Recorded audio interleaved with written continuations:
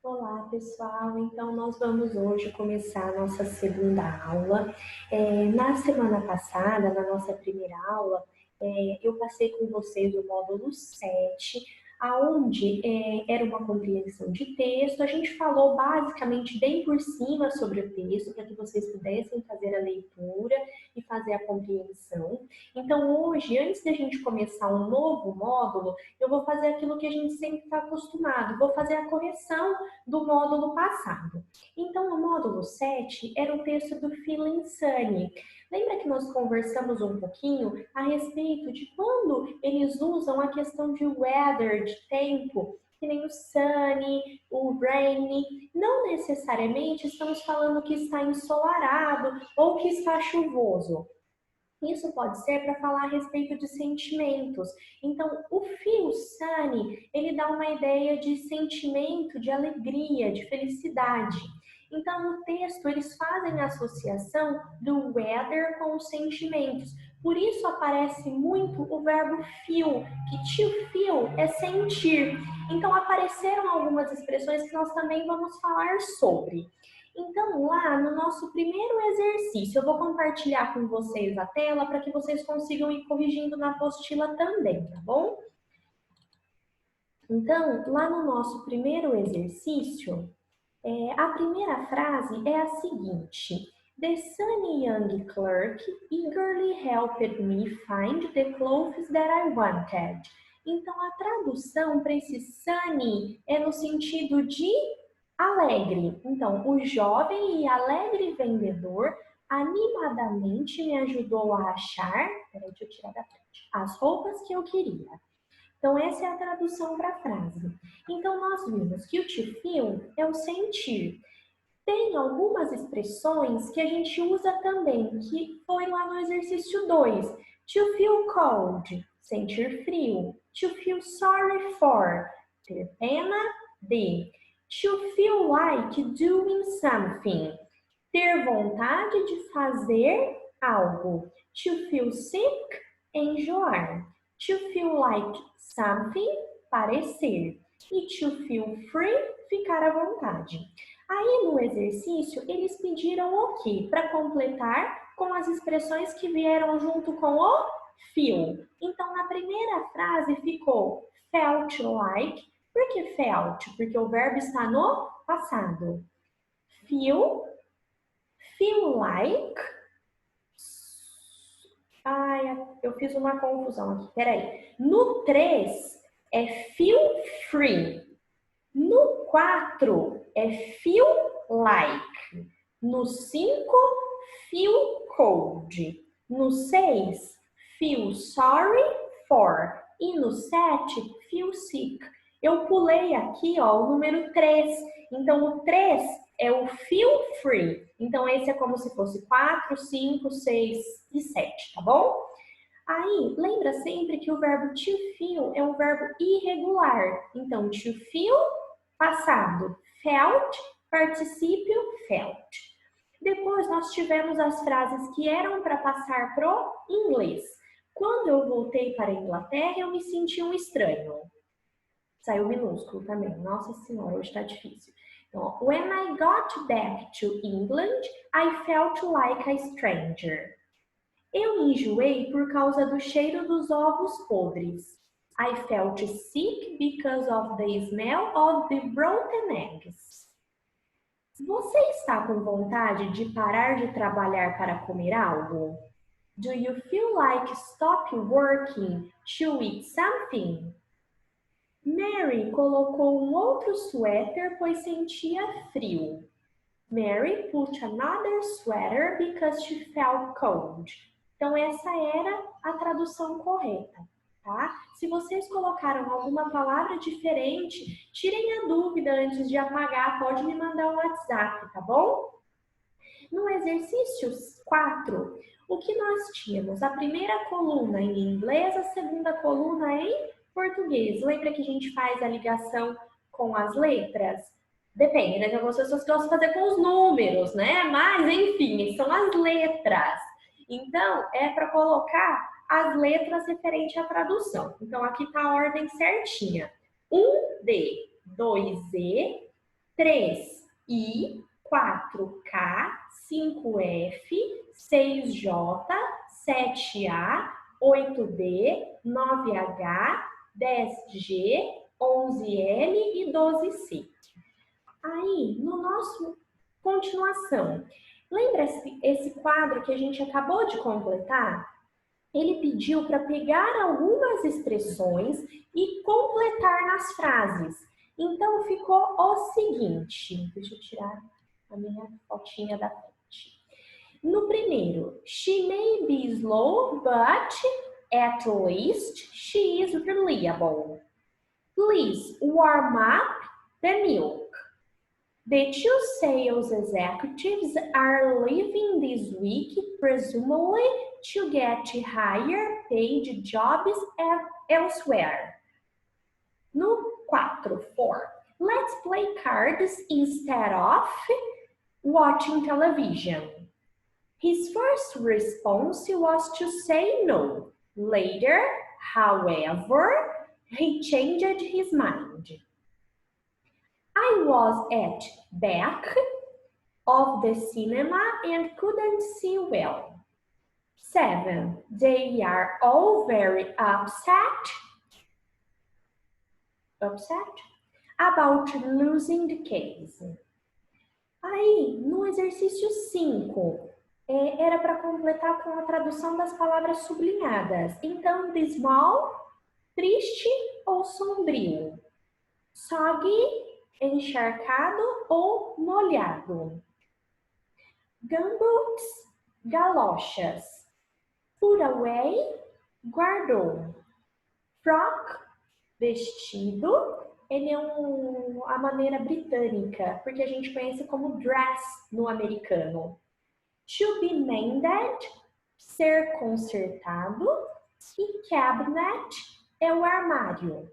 Pode ser para armário de banheiro, qualquer armário, tá?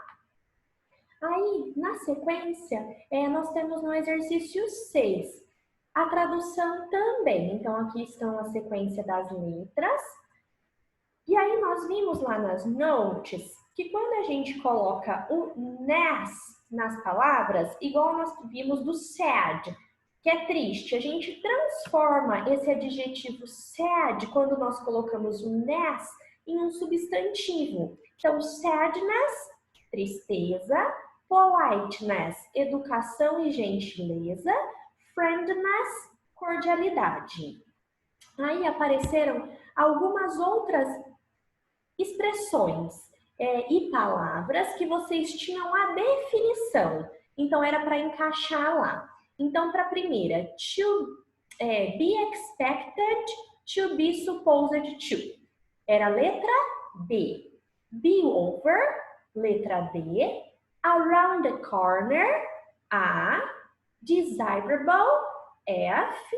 Oddly, C. E doom, E. Depois, o exercício 7, eu não coloquei aqui, porque era para passar para o português. Então, vocês vão acompanhando aí na apostila. O number 1. I feared that doom and disaster would be in my future. Eu temia que a morte ou a ruína e desastre estariam no meu futuro. The flight is expected to arrive at 2:30. Espera-se que o voo chegue às 2h30. Então, essas são as frases do exercício 8. Lá no exercício 9, a number 1, eram pedaços do texto, certo? Algumas citações, por isso que elas estão lá entre reticências, entre aspas. And doom, and ill luck with being cast out into the cold snow. E morte e infelicidade sendo lançadas na neve fria. Bem profundo, né? Agora no number 2. One of my memories is out of my brother as a small boy crying and make a fuss. Uma das minhas lembranças era de meu irmão, garoto, chorando e fazendo um escândalo.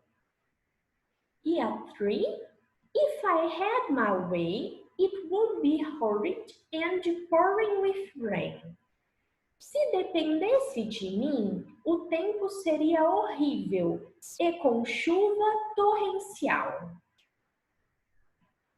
Então aí, pessoal, as traduções, tá? Tanto de duas frases quanto das três partes do texto. No exercício 10, era para marcar true para verdadeiro, F para falso. Então aqui embaixo estão as sequências. False, true, true, true. False, false, false. Ok? Aí, nós tínhamos o Text Comprehension, que era uma única pergunta. O texto menciona alguns hábitos que são bem-vindos, pois marcam o fim do inverno, sítios. Então, os hábitos eram cortar a grama, abandonar o casaco e as galochas, lavar aquele vestido de algodão e consertar o banco do jardim. Então, os quatro hábitos que foram mencionados foram esses no texto, ok, pessoal? Então, agora, nós vamos dar seguimento, já terminamos de corrigir o nosso módulo 7, ao nosso módulo 8. Para vocês, é essa imagem, tá? Então, no nosso módulo 8, é a mesma sequência do que a gente está acostumado a fazer em sala. Então, o 8 é um outro texto para a gente trabalhar a parte de compreensão. O título dele é Homes for Sale in Italy for €1. Então, casas à venda na Itália por €1. Então, ele vai falar sobre essas casas, mas é lógico, existem, não é necessariamente, ela custa €1, nossa, paguei isso, tá tudo certo. Não, aí seria bom demais para ser verdade, né? Então, o que acontece? No texto, ele vai explicar quais são as condições, o que as pessoas precisam fazer e qual é a manutenção para essas casas. Então, ele vai falar um pouquinho sobre casas e lares na Itália. Dentro do texto, eu vou trabalhar, então, alguns exercícios com vocês e outros eu vou deixar para vocês fazerem sozinhos. No caso do primeiro exercício, quando eu falo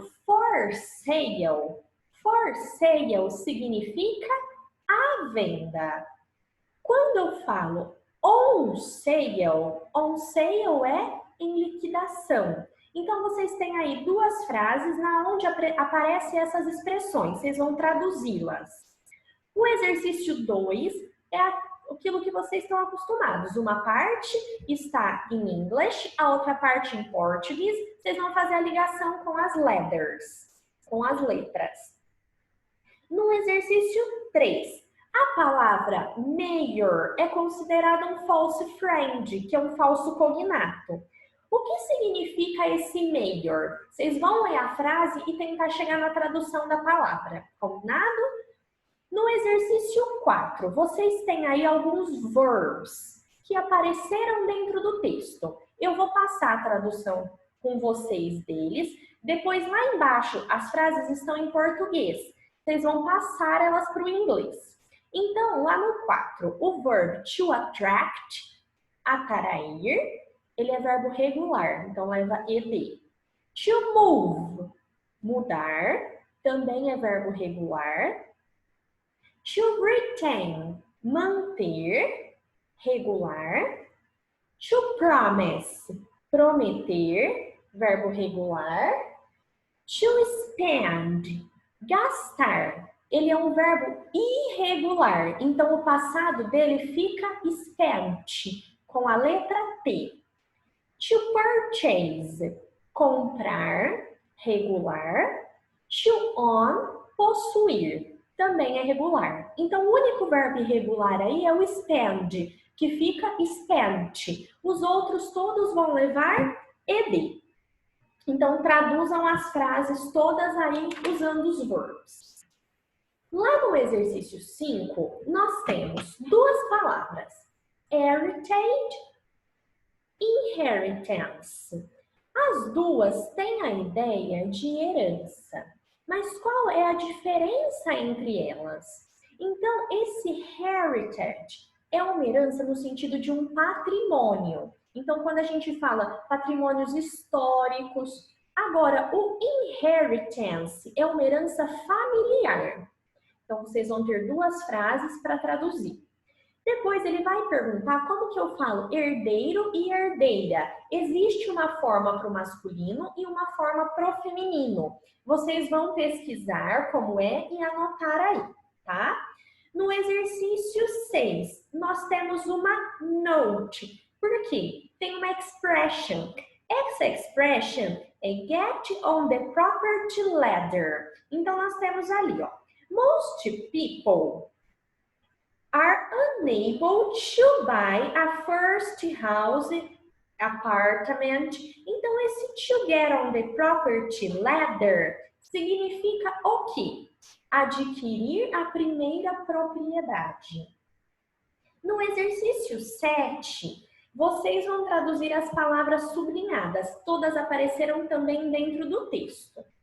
No exercício 8, in no time. In no time significa num instante. Então, vocês traduzam a frase para ver como vai ficar. No exercício 9, também vão traduzir as palavrinhas que apareceram no texto que estão sublinhadas. Exercício 10, vocês têm o sinônimo. Então, uma coluna com as palavras, na frente o sinônimo, encaixem com as letras.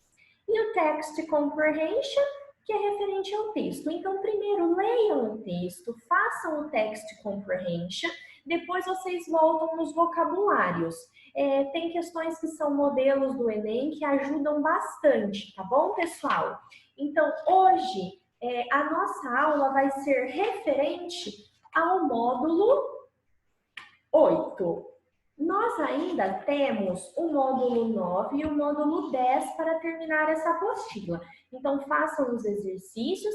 Na nossa próxima videoaula, a gente continua com o conteúdo, certo? Qualquer dúvida, lembrem-se que eu estou à disposição, podem me chamar pelo WhatsApp, não precisa ficar com vergonha, eu estou aqui para ajudar vocês. E fiquem bem e até a próxima aula.